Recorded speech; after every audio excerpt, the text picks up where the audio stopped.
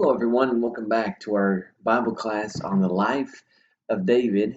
Today we are in lesson 3, looking at 1 Samuel chapter 17, and that is the story of David and Goliath. I want to begin with a reminder of our last class. God said to Samuel, "Do not look at his appearance or the height of his stature, because I have rejected him. For God sees not as man sees. For man looks at the outward appearance, but the Lord looks at the heart." That's 1 Samuel 16, verse 7. This statement is so important. God is reminding Samuel as he's looking at Jesse's oldest son, don't be so impressed with the outward appearance. I don't see as man sees. I see at the heart. Well, if God's statement ever applied, God sees not as man sees. Man looks at the outward appearance, the Lord looks at the heart. If that statement ever applied in this next chapter of 1 Samuel 17, it applies here in the battle against Goliath. You see, 1 Samuel 17 opens up, and the Philistines and the Israelites are gathered together at Soko for a battle, verse 1. And so they're camped out on either side of this valley of Elah, verse 2 and 3. And one writer puts it this way. He kind of paints the picture as to what's going on here. He says the valley of Elah was not a narrow ravine, but more like a vast canyon. The ancient site was probably about a mile wide, and toward the mouth of the canyon, it opened up even wider.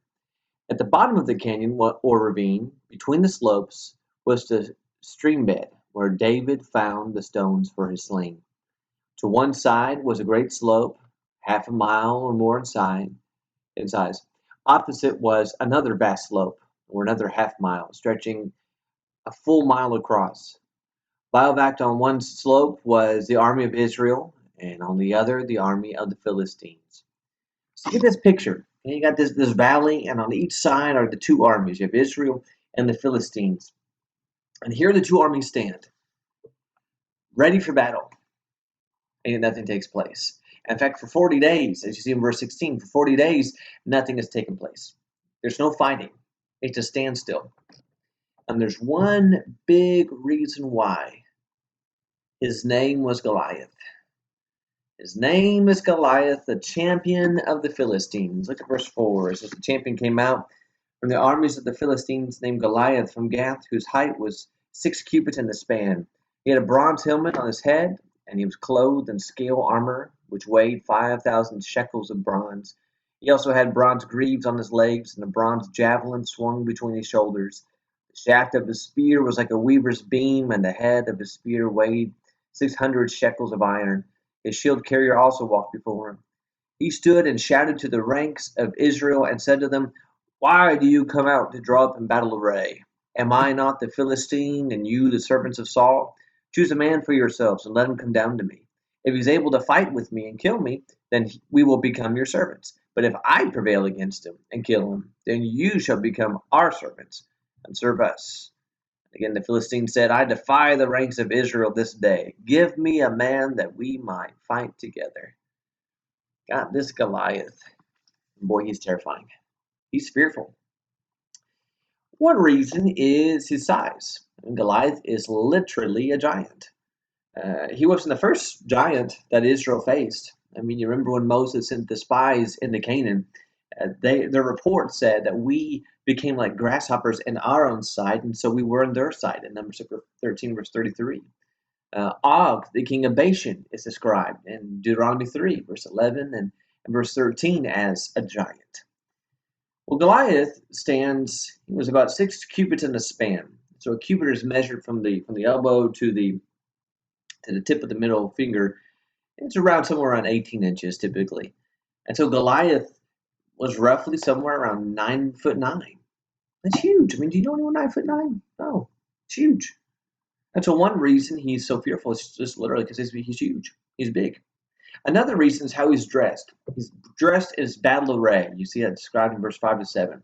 A bronze helmet, scale armor, bronze greaves, his shin guards, bronze javelin, a spear, and the shield.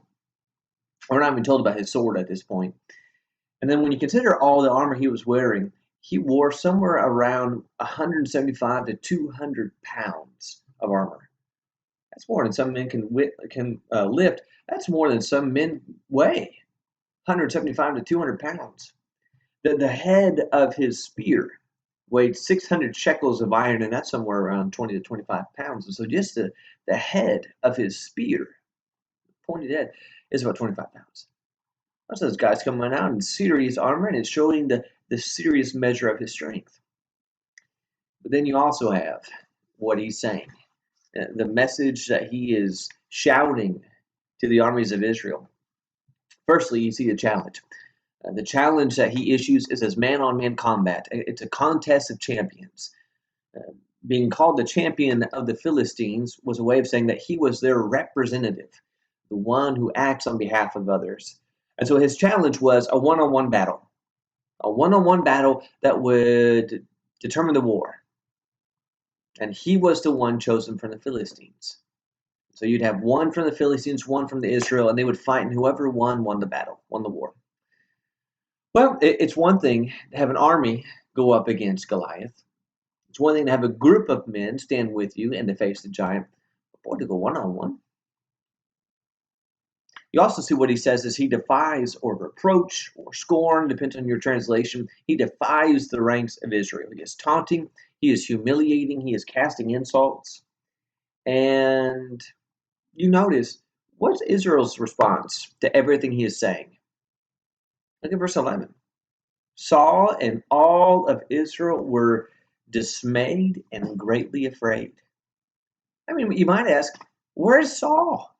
Where's their king? They wanted a king. They're going to fight their battles. Well, where's their king? Where's their fearless leader? Well, Israel is cowering behind their cowardly leader. They're cowering in fear. And then verse 16, this took place not for a week, not for 2 weeks. This took place for 40 days. This giant is taunting Israel. The two armies are at a standstill because this giant mocks. This giant is instilling nothing but fear in the hearts and the ranks of Israel. I just maybe hit pause for a minute. All of us face Goliaths. We all have them. We all have giants in our lives. Giants that cause us to cower in fear and that overcome us with worry. Sometimes it's imaginary giants. It's the what if game we play about the future, the worry about things we can't control. Oh, we worry about our health, and we worry about the job, and we worry about the economy. Today, we're worried about COVID-19, how long it's going to last, what it's going to do, what long-term effects it's going to bring. We worry about our children. We worry about our grandchildren. Sometimes one of the giants in our lives is just the fear of the unknown.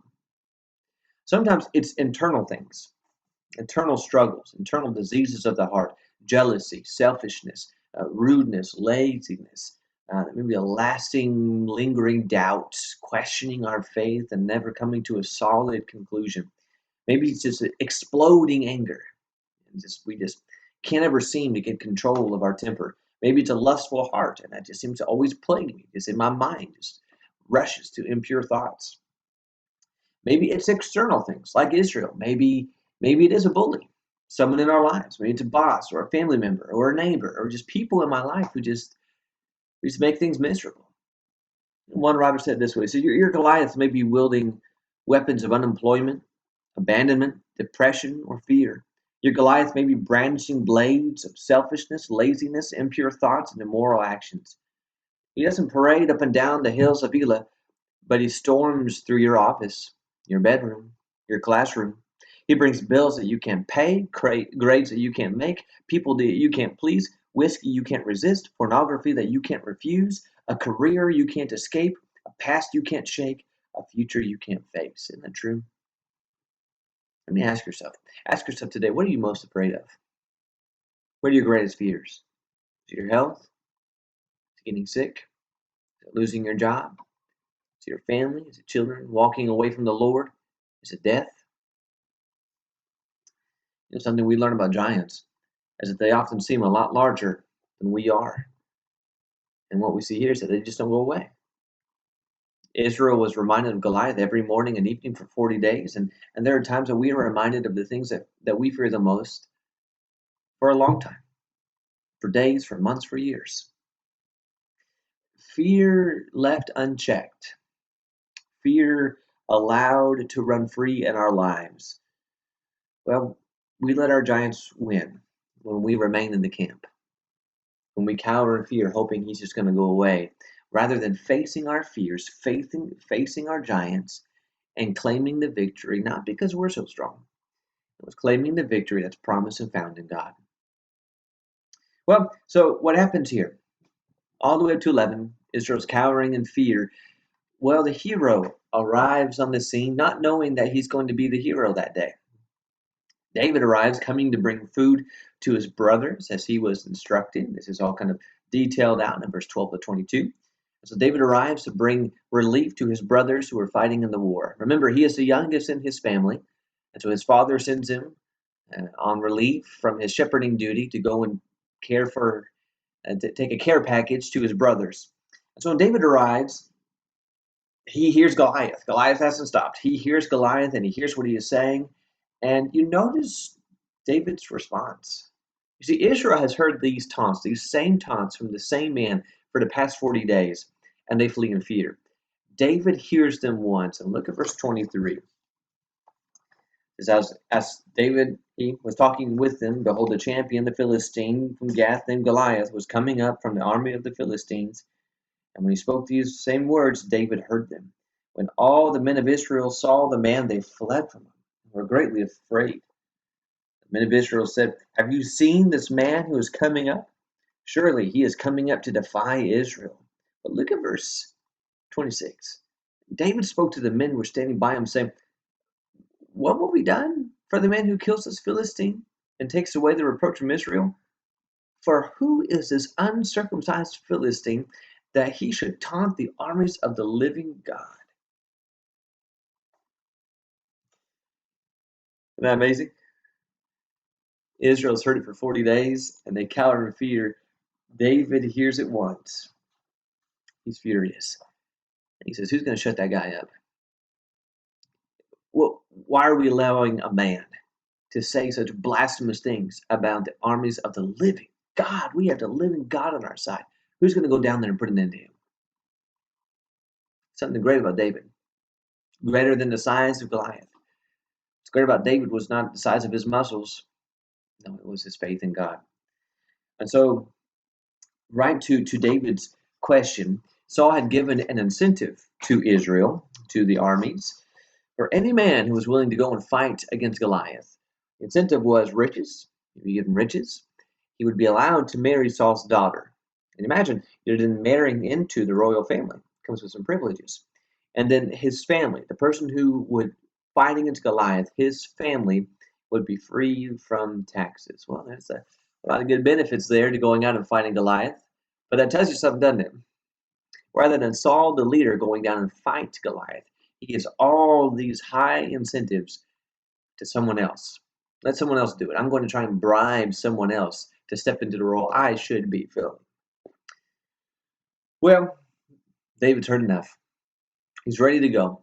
So he asks the question, what's promised to the one who's going to go and take down Goliath? Well, before he takes him on, before David takes on Goliath, he receives two discouraging comments. The first comes from his older brother, Eliab. That's down in verse 28. Verse 28 says, Eliab, his oldest brother, heard what he spoke to the men, and Eliab's anger burned against David. And he said, why have you come down? And with whom have you left those few sheep in the wilderness?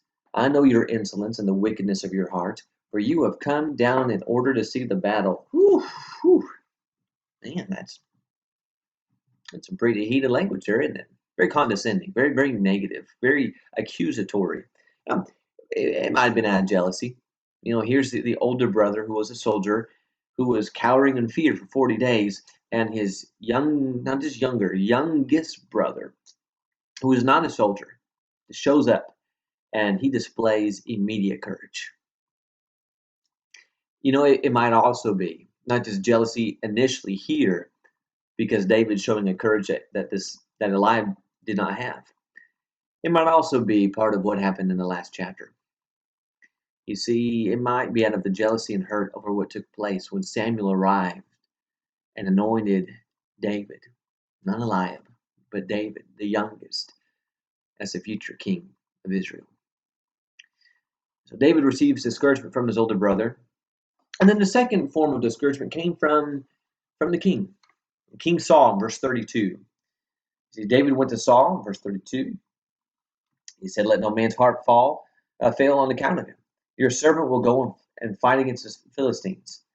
Well, and that's what Saul said. Saul's been looking for someone to do this. Saul says to David, he says, "You're not able to go against this Philistine to fight with him, for you are but a youth, while he has been a warrior from his youth." He's saying, "You can't do this. What do you think you are? He's older than you. He's more experienced than you. You can't do it. You can't do it." But David responds. David responds showing three things about his heart. One, he took the taunting of God as a personal offense. Look at that verse 36. He took Goliath's taunting personally. Goliath disdained the living God. David took that personally. Secondly, he attributed his earlier victories that he had achieved out in the wilderness protecting sheep. He attributed them as victories that God gave. The victories as a deliverance from the Lord. You look at verse 34. Your servant was tending his father's sheep. When a lion or a bear came and took a lamb from the flock, I went out after him and attacked him and rescued it from his mouth. And when he rose up against me, I seized him by his beard and struck him and killed him. Your servant has killed both the lion and the bear, and this uncircumcised Philistine will be like one of them, since he taunted the armies of the living God.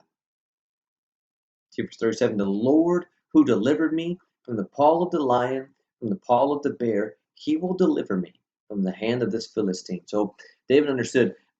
It's amazing. Kind of just read over this as information, and it is. We're catching the history. Sometimes you just need to slow down and catch what he's saying.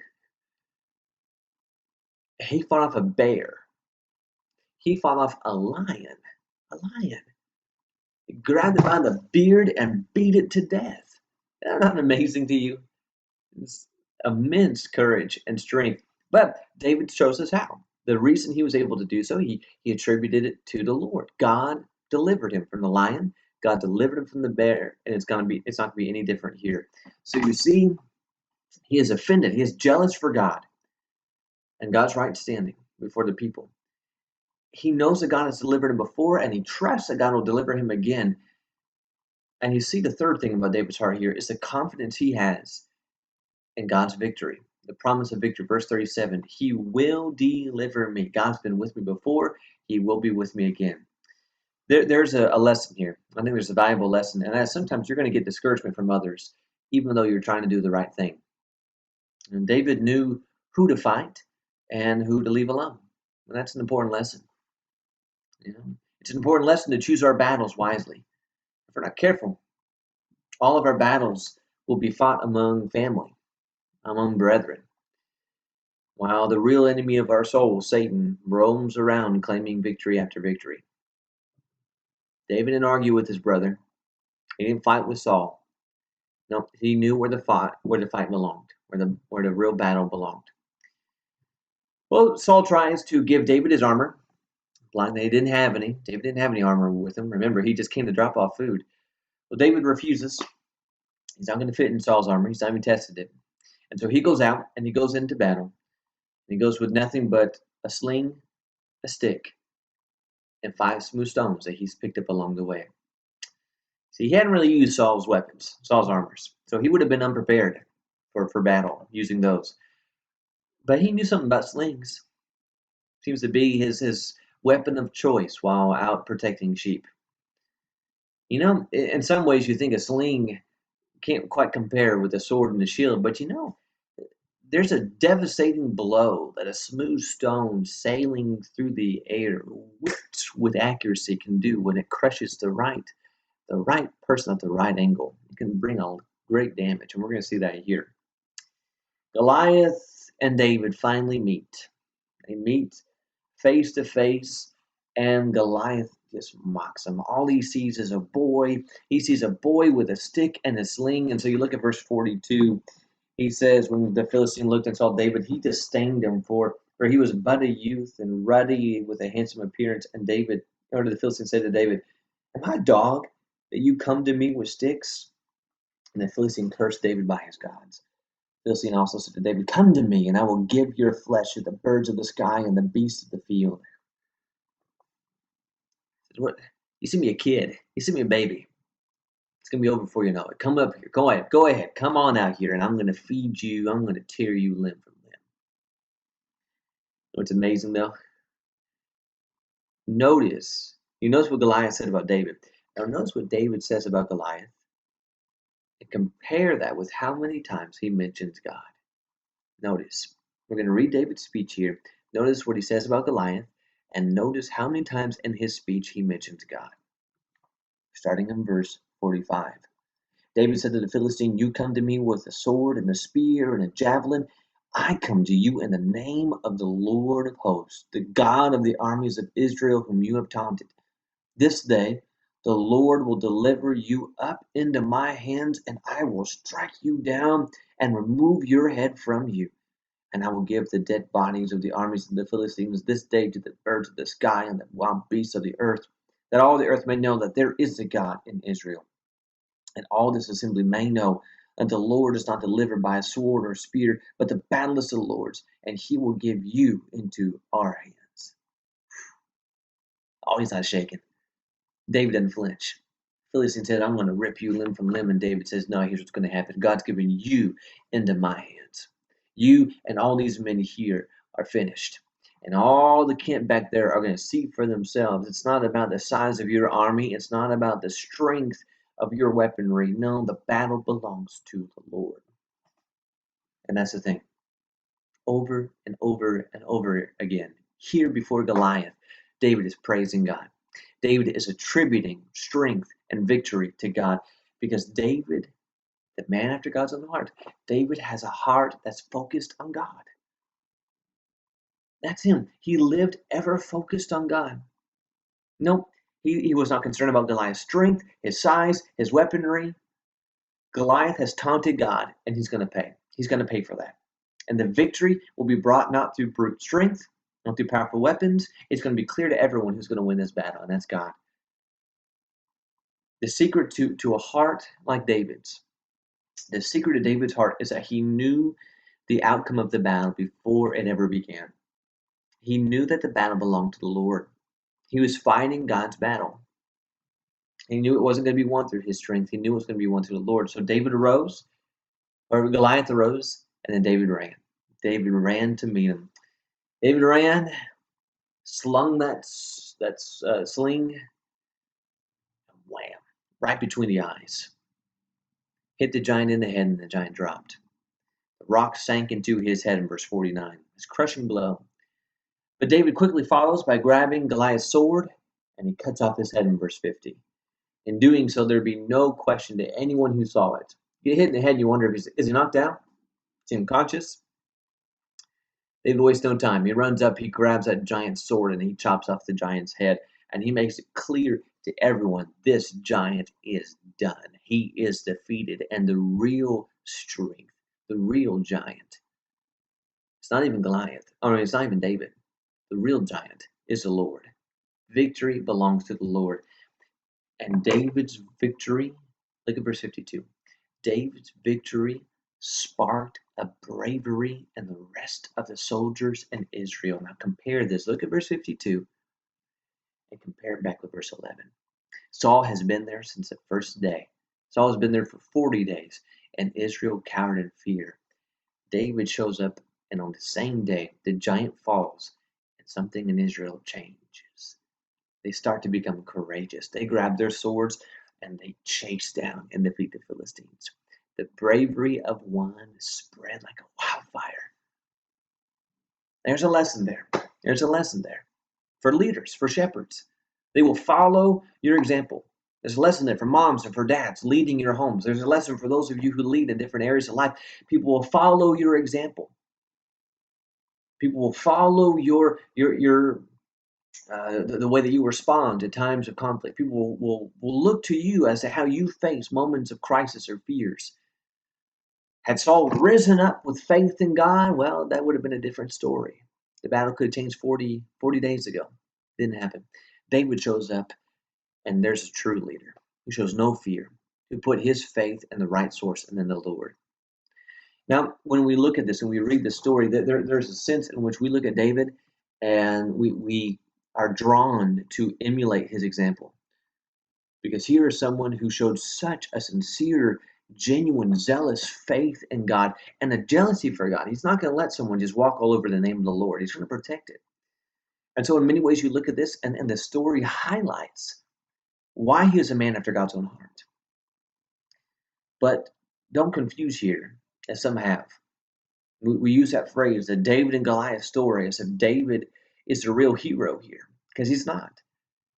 While certainly he was a crucial instrument in this victory, the real victory is from the Lord, and David knew that. David knew it coming in. Again, back in verse 37, God will deliver you from the hand of this Philistine. David knew it. Now Israel knew it. And hopefully, even Saul was getting a glimpse.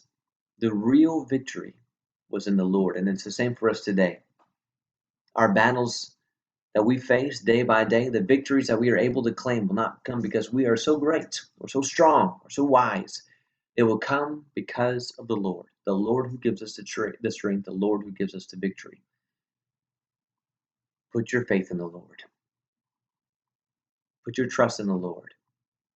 No matter how great your giants may seem, your God is greater. And so just look to him and watch your giants fall one by one. Thank you so much for studying with me. I love this chapter. There's so much here. If there's some things that you saw as we read through this chapter, or as you studied on your own, share them with me. Share them with me. Shoot me an email or a message, and I'd love to hear from you and to see what you've learned as we're going through this study. Come back with us. We're going to study in our next lesson what changes in chapter 18 in the life of David. Things are about to change forever for this young man. And so come back with us and study with us. And I look forward to seeing you again soon. Have a wonderful day. Bye-bye.